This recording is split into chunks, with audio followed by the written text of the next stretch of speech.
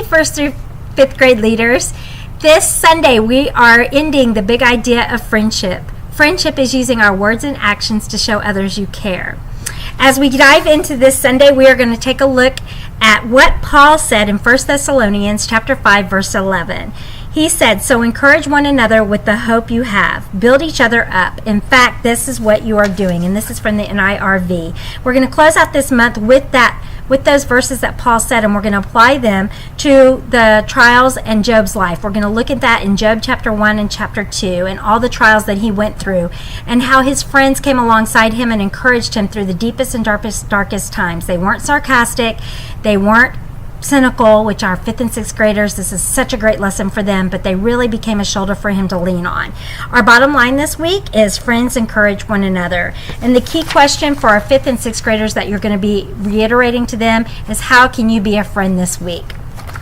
As the kids arrive during their opening activity, I'm going to have donuts. Donuts always spark conversation. We want the kids to dive into some discussion questions that I have for you, and I really want you to encourage the kids to talk and interact with each other. So really push and steer the conversations back to these discussion questions as they arrive, and hopefully the donuts will help do that. Then they're going to come to large group for worship and for a game, and then you guys are going to go back to your room for a lesson. I just think it's really important that you get to focus on the 5th and 6th grade stuff. Focuses more on the sarcasm and how sometimes we tend to, when someone's feeling bad, use jokes and just cynical stuff instead of being a really true friend that can empathize with them. So we're going to really push that.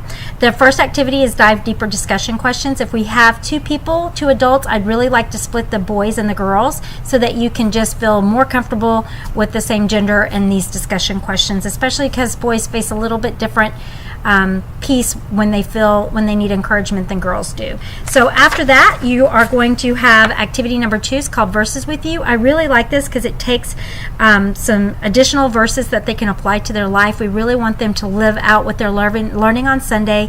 We want them to live it out on Monday through Saturday. So they're going to get a blank piece of paper and pencils.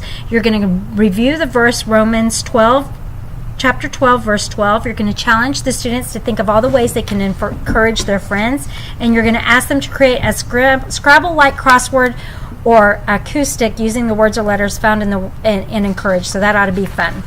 Then you're going to ending with make it personal, and this is their prayer time.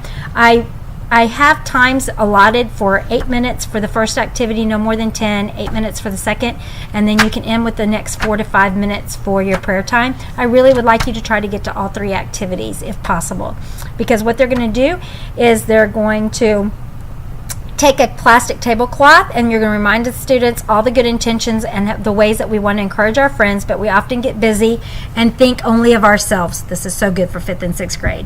And we don't think of all the things that our friends could be going through and the tough times that they're facing. So they're going to write either one way or a time or place or person they can encourage this next week on the piece of tape with a permanent marker, and they're going to place them all over the tablecloths. And it goes into detail along with a little bit more opportunity for you to pour into your personal experience of what you've experienced that may hit home with them.